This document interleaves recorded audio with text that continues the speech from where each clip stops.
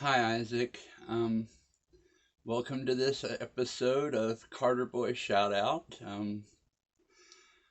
I started making these videos because I don't know how else to get hold of you, how to let you know how I'm feeling, to get you caught up on your dad's life every so often, because I don't know, you won't answer your Facebook Messenger, and I don't know. I'm one half of the Carter boys, and I don't understand. But I miss you, son, and I wish you would talk to me without having your mother or your granny listening in. They get to talk to you every day without my interference. So why can't they just leave us alone to have a conversation? I promise I won't talk about them. Nothing about them interests me. All I want to know is why you won't talk to me. What have I done, son? All I got was that I called you a little shit. Yeah, I did. You called me an asshole, son. Never apologized or really explained why. And you had been acting like a little shit. So, you can't be too upset at me. I've got some saved messages from your mother where she's called you that and far worse when you've misbehaved. Do you still talk to her? You never apologized for calling me an asshole, and that was wrong. Why am I an asshole, son? For wanting to see and hear from you? I can't apologize for that, son. When I said not to cry for me when I die, I meant that if you can't be bothered to have a relationship with me while I'm alive, if you can't talk to me while I'm here, because you've basically ignored me now for the past 6 months, why cry for me after I die if you're not going to talk to me while I'm here? I don't get it. You also said you needed more time. I believe with my full heart that your mother and grandmother are putting you up to this. You called me a stalker. Those are your granny's words flowing through your mouth, son. She spreads lies. She spread a lie about me until the cops were called, and guess what? She lied. That's all she knows how to do when it comes to talking about me. I know I promised not to talk about your mother or your grandmother in any more videos, but I can't seem to hear from you without them talking shit about me. I just don't get it. She wants to talk about how little a check you get off of me each month because I'm disabled. I don't know what country or what planet she's from. You get over 300 a month. I don't think that's a little piddly anything.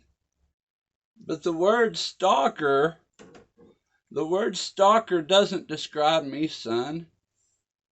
I'm just a dad that's been trying to get a hold of you.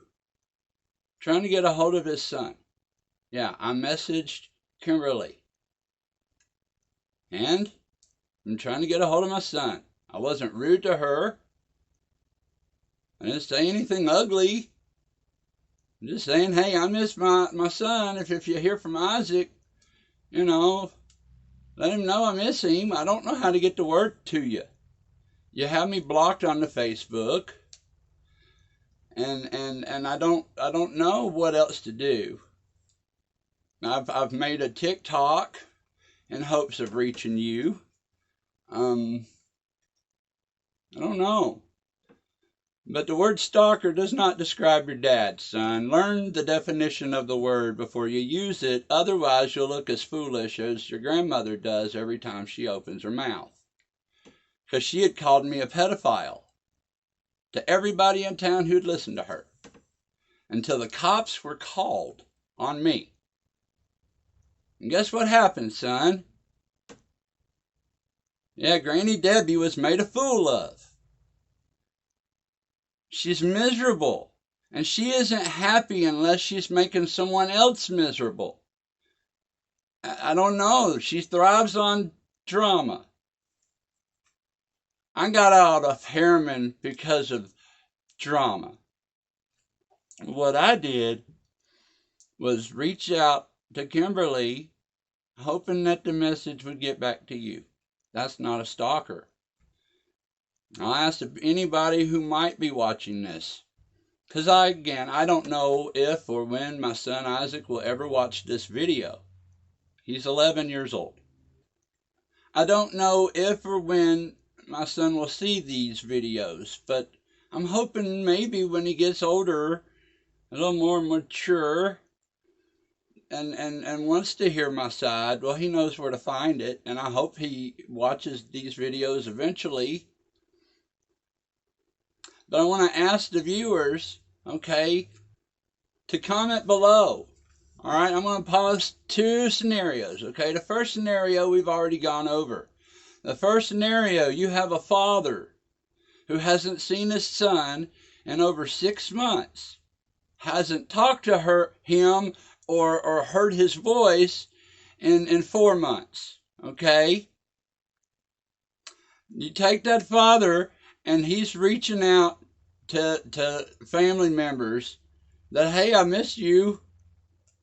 Okay. Is that stalker-like material, or would an ex going about finding my address where I've moved to, researched it online somehow, found my address, researched it online, and send me a picture of my house to me?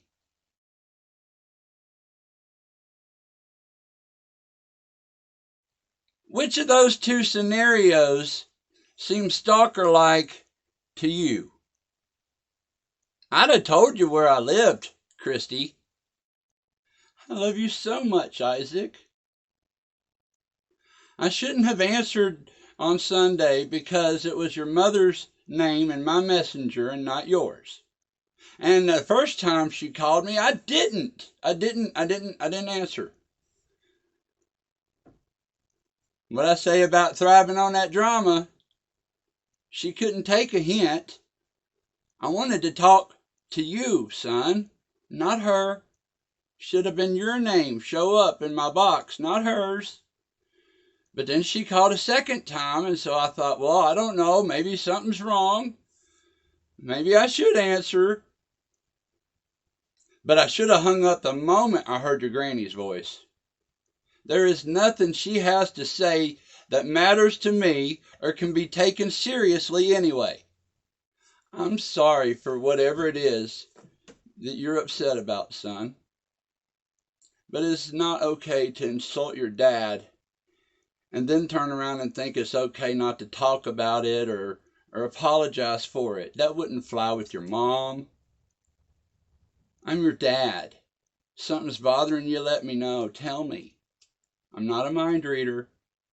One moment I'm being told, oh, I can't talk to you a certain kind of way because you're not a little boy anymore. Right after being told that you're only 11 years old. It's like, and it's never been an issue for us to talk before, son. It shouldn't be an issue now.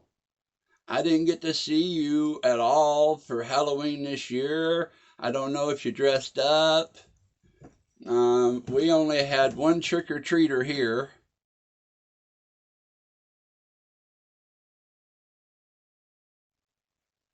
Well, it was a guy we know, a friend of the family, and his family and children. But other than that, all we did was stay in and watch scary movies all night. But I don't know, am I going to see you for Christmas time? Do I buy you a Christmas gift? I don't know what to do here. This is uncharted territory for me. It's the first Halloween ever where I didn't at least get to see you in costume. If you even went trick-or-treating. I don't know if you dressed up or not. But you know Halloween is like my Christmas. And Christmas is right around the corner. And I'm not going to buy you anything if I hadn't heard from you. It's not that I don't want to buy you anything. I had an apartment in Harriman and was in town for 2 to 3 weekends each month, and all of the days in between those weekends. I was within walking distance. You could have come over after school, showed up on a day that you say you were going to come over. Before I met Lori, I was alone in Harriman all of the time. You're the only family I have, son. And then I started seeing Lori, thank God. How many years have you seen me alone? And the only company I would ever have would be you. And I was so happy when you'd come over. But then you just stopped. Again, it's like every summer, your mother would promise I'd get to see you, keep you all summer or for a couple of weeks or something, and it never happened. She lies too. She is her mother's daughter. But she's also your mother.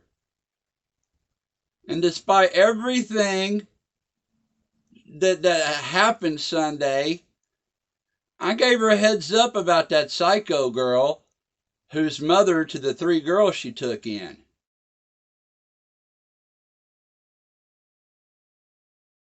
I gave her a heads up and let her know, hey, Crystal is messaging me. She might be trying to dig for dirt. I look out for your mother even when she's being so difficult with me. I just wish I could receive the same consideration I've always shown her. Whether no one in town had a penny to spare and she needed to get to work, I gave her my last $5.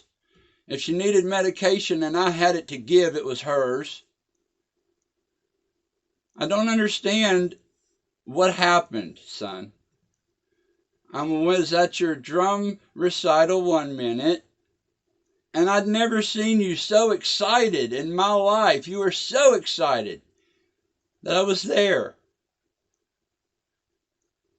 And it was like within nothing, you were like not coming over, not calling, and calling me an asshole and not wanting to even talk about it. The last day you were to come over was July 30th. I know that. And you really wanted to see me and then tried to tell me, oh, but the rules are we can't discuss what has happened. I'm the parent. I'm the adult. And yeah, we need to talk about it, son.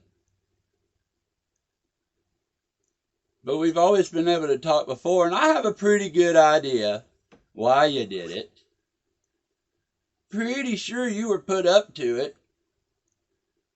Everybody watching this video and knows the situation outside of Harriman already knows what's going on there, son. And you do too. I just don't know why you want to try to hurt me. I'm your dad. And I think I'm a pretty good one. I've been a pretty good one. All I've ever wanted was to have time with you. I hope that one day, if you're fortunate enough to be a father yourself, son, that your children won't be manipulated by their mother the same way your mother is seemingly turning you against me. I will always be here for you, son. And my arms will always be open for you. So whenever you're ready, message or call me, but without your mother's interference, please. I grew up wishing I'd had a father, and now my own son doesn't want to spend time with me or talk to me. And I'm just trying to understand. Like I said, I'm one half of the Carter boys. And I'm the one that doesn't understand. The next time I do a Carter Boy shout out, it'll be more upbeat. It'll be more like, hey, this is what I've been up to. And I'll try to have video of me doing it and have better stories to tell other than the drama that is currently going on. I love you. And I hope to hear from you soon, son.